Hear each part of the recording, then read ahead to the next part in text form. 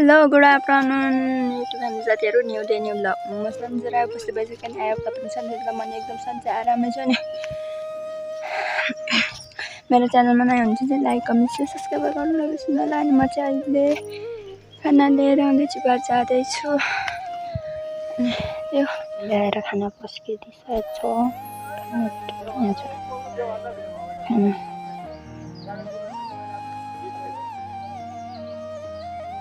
बाहिर खाना आउँदैछ नि मान्छे पस्केर राखिदिइसकेको आज म खाना लिएर दाइहरूलाई खाना लिएर घर फर्केको एकदम डेन्जर गर्मी छ हाम्रोतिर चाहिँ लास्टै गर्मी छ अनि त्यो अझै म घर गएर मकै गुड्न जान्छु अनि मकै गुडेर फेरि निक्लेर खाना पकाउनु पर्ने हुन्छ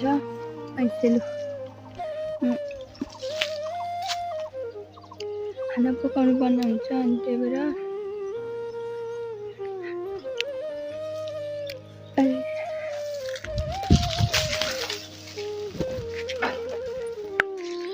हाम्रोतिर चाहिँ मकै गुड्ने र अलैँची गुड्न एउटै सिजन हो सँगसँगै पर्छ नि त्यही भएर धाउ हुन्छ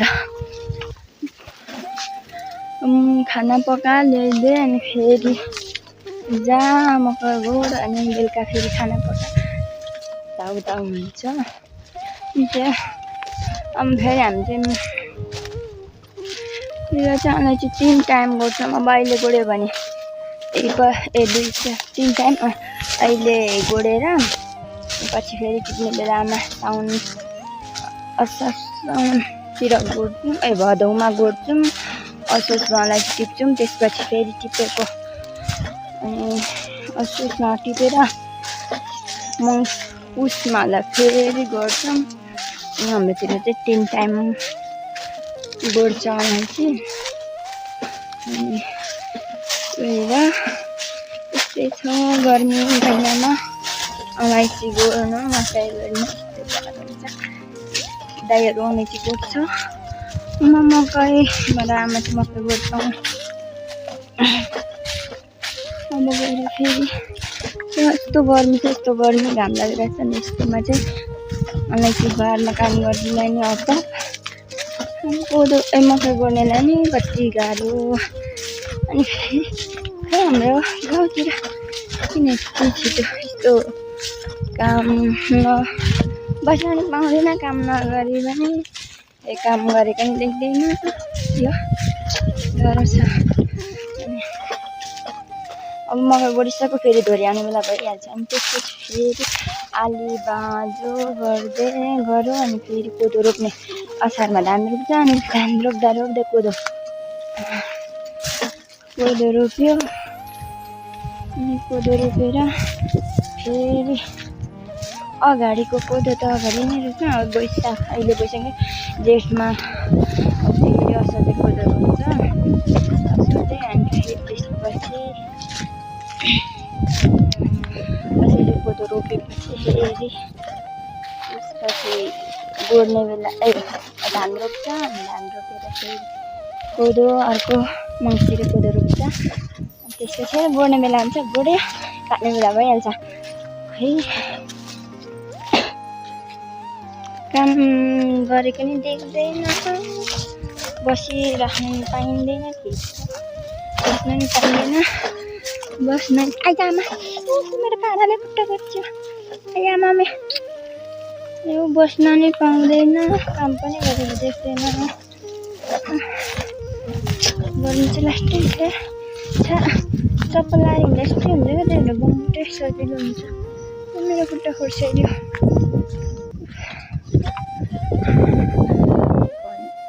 घाम अलिक लाग्नु छोडेछ र पनि लास्टै गर्मी छ अनि यस्तो छ मकै चाहिँ हाम्रो यता गोडेर ल्याउँदै गरेको अनि यता चाहिँ यस्तो झार छ अनि यस्तो झारलाई चाहिँ सुरुमा यसरी उखाल्नुपर्छ अनि त्यसपछि मात्रै गोड्दाखेरि सजिलो हुन्छ नत्र झार पल्टिन्छ त्यो छ हाम्रो चाहिँ मकैभन्दा बढी झार छ त्यहाँ अब खन्नु पनि हुन्छ अहिले आमाएर खन्न थाल्छ फेरि मकै हुन थाल्छ त्यहाँबाट आउँछ हो।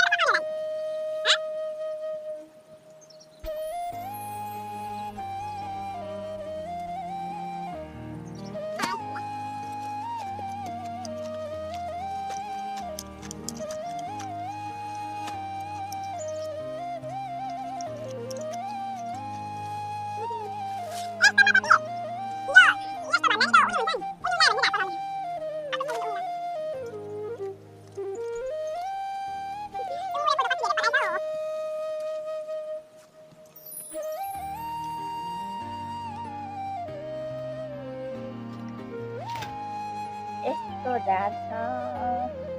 मकै बारमा चाहिँ मकैभन्दा ढाड बढी धेरै निकालेर सुँगुरलाई साह्रो हुन्छ त्यहाँ निकाल्दैछ अब चाहिँ मैले चाहिँ निकाल्दिनँ भन्ने कि आमाले निकाल्छ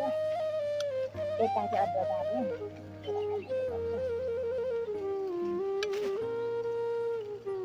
यता मकै बार्दा चाहिँ म गर्छु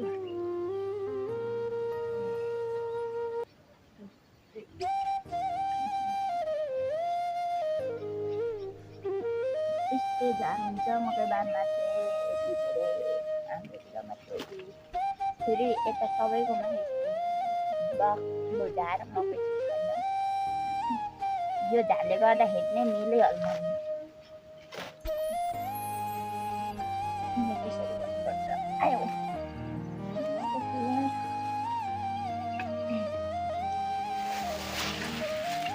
यो झिक्रा त के गर्नु दाउरा हुन्छ तानेको छ त्यो पछि मात्रै अनि यत्रो एउटा खन्ने ठाउँमा आएछ नि त अनि यो होस् निकालिदिएको नि अनि यहाँ खन्ने ठाउँ यहाँ अप्ठ्यारो छ नि त यहाँ त यति ओरो छ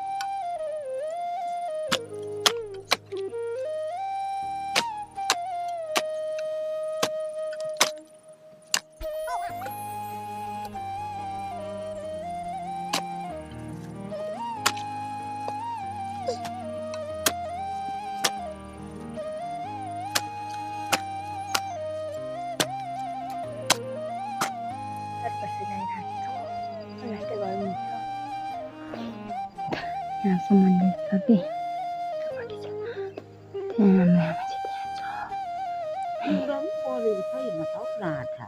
अदुवा पलाएको छ होला मसिनो पलाउनु थाल्यो यो पोहोर यता रहेको मैले भेटाएको थिएँ त्यत्रो पलाउनु थालेको यो त हुन्छ होला नि त खानु यस्तो पलाएको रहेछ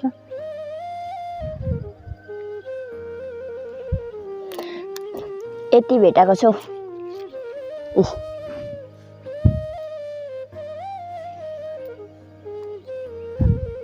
त्यहाँ होइन ऊ त्यहाँमा भेटाएको मैले त ऊ त्यहाँ खन्नु रहेको अस्ति जोत्दा नि पल्टेको त्यहीँ फेरि गाडिएको त्यहाँ त खनेको भए त्यहाँ कुलो कुलो देख्ने यता त मैले खनेको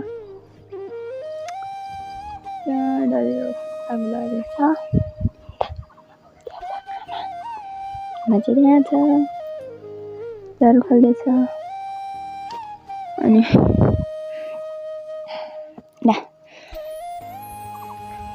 यहाँदेखि दुजोबोली खेता हाल्ने सामान छ तल सामान छ कुछारको 2-3 गड्डा चाहिँ गरिहालेछ ठुलो गरेर सौदो चाहिँ जाने योभन्दा अलिक ठुलो छ गड्डा कोही मसिनै छ कोही ठुलो छ अनि यता चाहिँ आमाले आगो लाग्छ ग्यास डढाउँदै हुन्छ डढाउनु भएको छ अनि यतै अदुवाको झार निकाल्दै हुन्छ यता यस्तो पसिना आइरहेको छ काम गरेपछि पसिना नआउने कुरा हुँदैन नि होइन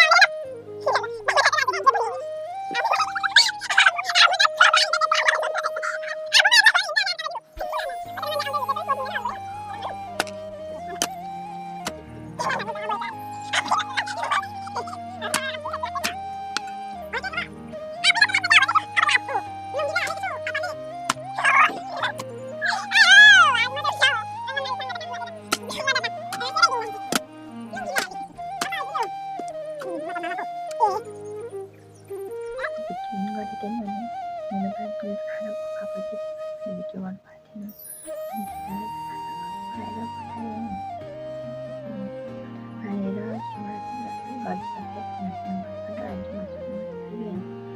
हाम्रोमा चाहिँ पानी परिरहेको छ गरम गरेर बत्ती पनि गइरहेको देखेर जो चाहिँ मैले सुन्नुपर्ने हुन्छ उसको पनि छ अनि आजको अद्भुतसँगले दिनुभएको छ थ्याङ्क यू सो मच भन्ने आजको भिडियो चाहिँ मैले गर्छु नेक्स्ट भिडियोमा नेक्स्ट भिडियो लिएर आउनेछु आजको लागि चाहिँ बाई बाई Yeah.